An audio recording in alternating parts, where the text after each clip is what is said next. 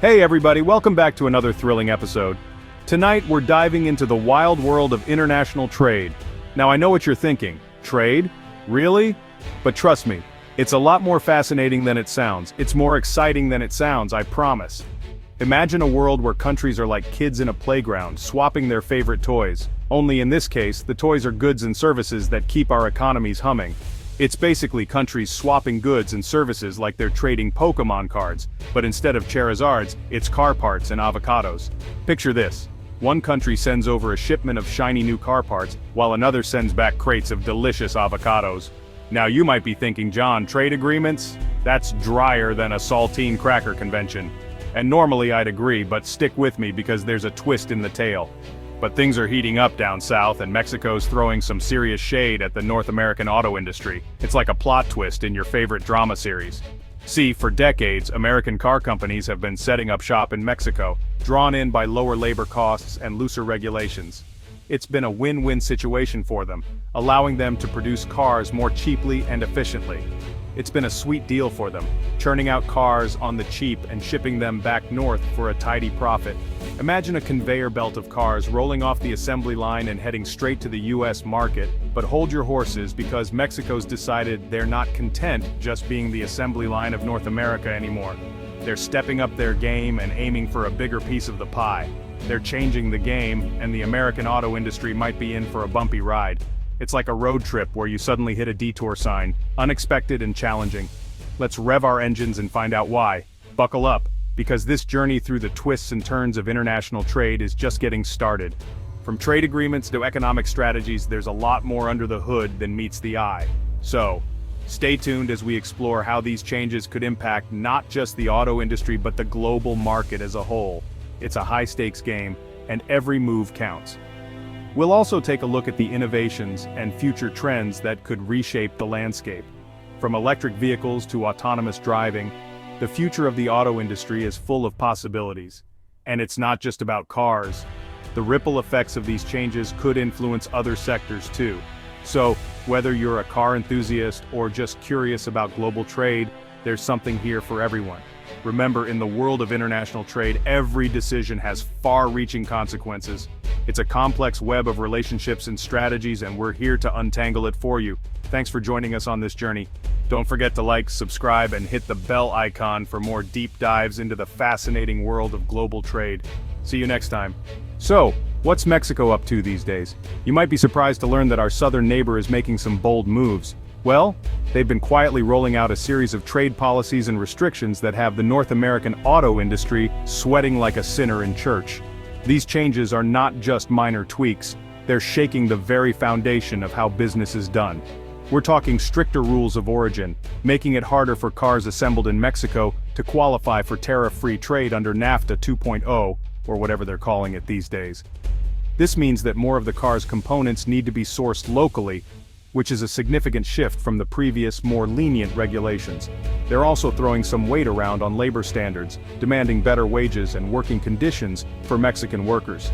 This isn't just lip service, they're implementing real changes that could improve the lives of thousands of workers. Now, some folks might say, isn't that a good thing? Protecting workers' rights? And yeah, on paper it sounds great. Who wouldn't want better conditions and fair pay for hard-working people? But in the cutthroat world of international trade, it's like bringing a spork to a knife fight. These new regulations could make Mexican-made cars more expensive, potentially driving business away. The auto industry is fiercely competitive, and any increase in production costs can have a ripple effect.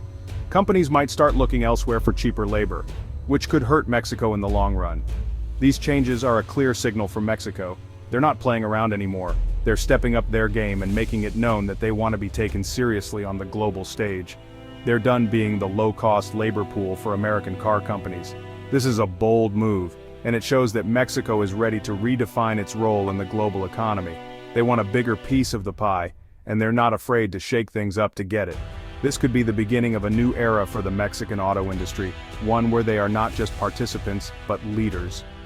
Only time will tell how these changes will play out, but one thing is for sure, Mexico is making waves, and the world is watching closely. For American automakers, Mexico's new attitude is a bit of a shock, like finding out your favorite taco truck has jacked up prices. For decades, they've relied on Mexico's low wages and lax regulations to keep their profits fat and happy. It's been a match made in, well, not heaven but definitely a boardroom somewhere. American car companies got to lower their production costs and Mexico got jobs and investment. It seemed like a win-win, at least for those two. But this cozy arrangement has masked a deeper issue. American automakers have become hooked on cheap Mexican labor, neglecting investment in their own workforce and innovation. They've been content to ride the low-cost gravy train, but now Mexico's pulling into the station. And you know what they say, if you're not paying for the product, you are the product. In this case, American consumers have been unknowingly subsidizing this arrangement through stagnant wages and a lack of domestic manufacturing jobs. Mexico's power play. Stepping out of the shade. So why is Mexico rocking the boat now? What's driving this sudden surge of confidence and ambition? Well, after years of playing second fiddle, they're realizing they hold a lot more cards than they thought. The global landscape is shifting, and Mexico is seizing the moment. They're tired of being treated like America's sweatshop and are ready to flex their own economic muscles. The days of being just a low-cost labor hub are over. And honestly, can you blame them? The potential has always been there, but now they're ready to tap into it fully. Mexico has a young, vibrant workforce, brimming with talent and energy. These young professionals are eager to prove themselves on a global stage, and a strategic location that makes it a prime spot for manufacturing. Proximity to the U.S. market is a huge advantage, reducing shipping times and costs. They're done being taken for granted. The narrative is changing and they're taking control of their own story, and are ready to call the shots for a change. This newfound assertiveness is reshaping the dynamics of the North American auto industry. This isn't just about squeezing a few extra bucks out of American car companies, it's about economic independence, self-reliance, and a vision for the future, and building a more resilient economy. They're laying the groundwork for long-term growth and stability. Mexico's sending a message. They're not just here to assemble cars, they're here to innovate, to create, and to lead. They're here to innovate and compete on the global stage. The focus is shifting towards high-tech, sustainable solutions. Now, whether they can pull it off is another story. The challenges are immense, but so is the determination. But you gotta admire their ambition. It's a bold move and it's capturing the world's attention. It's like that plucky little engine that could, full of hope and drive. Except instead of chugging up a hill, it's navigating the complex terrain of the global auto industry. It's trying to overhaul the entire North American auto industry. The stakes are high, but so is the potential for a transformative impact. Beyond the assembly line. Mexico's electric dreams, Mexico's ambitions go beyond just building gas guzzlers. They're setting their sights on the future electric vehicles. And they're not just talking about assembling them for Elon Musk. They want to be players in the EV game themselves. They're investing in research and development, trying to attract tech companies and create a homegrown electric vehicle industry. Think of it as their plan to go from building the cars of today to designing the cars of tomorrow. Now, this is where things get interesting. The electric vehicle market is still in its early stages, which means the playing field is wide open. Mexico sees this as a chance to leapfrog the competition and become a leader in sustainable transportation. Of course, it won't be easy. They'll face stiff competition from established players like the US, China, and Europe. But hey, nobody ever achieved greatness by playing it safe.